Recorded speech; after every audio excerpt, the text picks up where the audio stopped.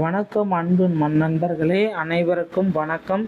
நீங்கள் ரொம்ப நாளாக எதிர்பார்த்துட்டு இருந்த ரேஷன் கடை வேலை வாய்ப்பு தமிழகத்தில் முதல்வர் விஜய் ஆட்சிக்கு வந்த பிறகு இந்த அறிவிப்பு நிச்சயமாக வெளியிட போகிறாங்க.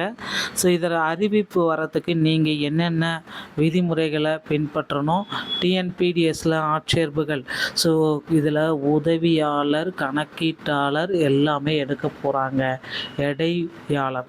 ஸோ இந்த பணியிடங்களை எடுக்க போகிறாங்க. இதற்கு பார்த்தீங்கன்னா 8வது பாஸ் பண்ணவங்களிருந்து எல்லாருமே இதற்கு விண்ணப்பிக்கலாம். ஸோ யாரெல்லாம் எப்படியெல்லாம் விண்ணப்பிக்கலாம், இதை பற்றின ஒரு முழுமையான தகவல்.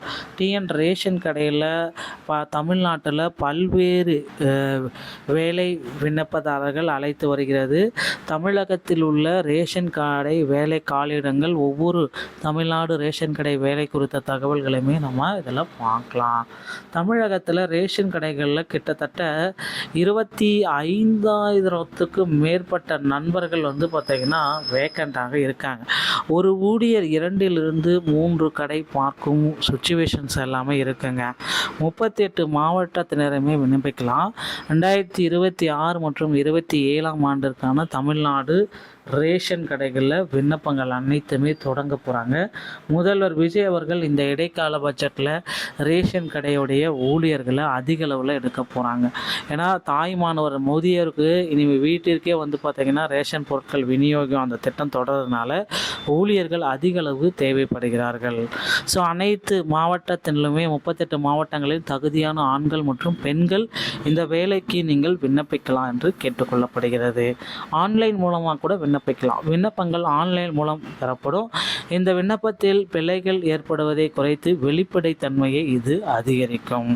ஸோ இந்த விண்ணப்பிக்கிறதுக்கு என்னென்ன தேவையான ஆவணங்கள், இதுதான் ரொம்ப முக்கியம்.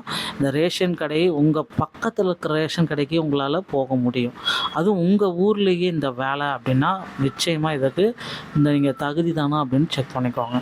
ஸோ 8th 10th அல்லது 12th உடைய பாஸ் பண்ண மதிப்பெண் சான்று, 8வது பாஸ் பண்ணிங்கன்னா சீட் உங்களுடைய டிசி இருந்தாலே போதும். ஓகேங்களா.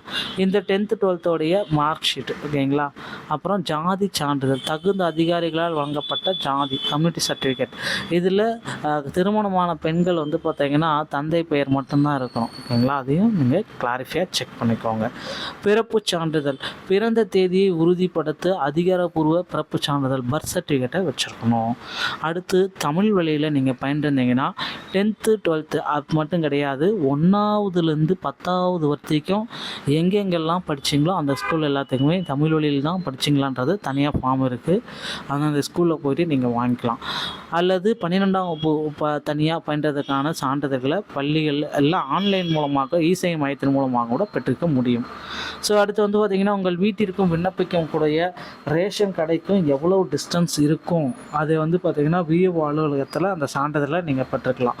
அடுத்து வீட்டு வரி ரசீது, வசிப்பிடத்தை உறுதி செய்ய. ஓகேங்களா. அது பார்த்திங்கன்னா இருப்பிட சான்றிதழ் கூட அதுக்கு பதிலாக நீங்கள் வாங்கிக்கலாம்.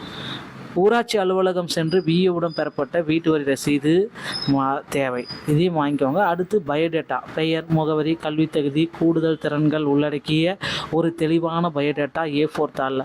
நன்கு தமிழில் எழுத படிக்க தெரிஞ்சிருக்கணும், சைக்கிள் ஓட்ட தெரிஞ்சிருக்கணும். ஸோ இந்த மாதிரி விதிகள் எல்லாமே கேட்குறாங்க. கண்டிப்பாக கேள்வியும் கேட்பாங்க. ஸோ ரேஷன் கார்டு மிக முக்கியம். விண்ணப்பதாரருடைய குடும்ப அட்டை ரேஷன் கார்டு கட்டாயம் இருக்க வேண்டும், இல்லைனில் விண்ணப்பம் நிராகரிப்பு செய்யப்படும். ரேஷன் கார்டே இல்லாதவங்க இந்த ஜாபுக்கு விண்ணப்பிக்க முடியாது. இதை முடிச்சு வச்சுக்கோங்க. ஸோ இது எல்லாமே பார்த்திங்கன்னா ரேஷன் கடையில் வந்திருக்க வேலை வாய்ப்பு. கிட்டத்தட்ட ஒரு 13,000 பேரை உடனடியாக நியமிக்க போகிறாங்க. இதற்கு இப்போந்தே உங்களை தயார்படுத்திக்கோங்க. இந்த வீடியோ பதிவு உங்களுடைய ஃப்ரெண்ட்ஸ் அண்ட் ஃபேமிலிக்கும் ஷேர் பண்ணிவிடுங்க. நன்றி, வணக்கம்.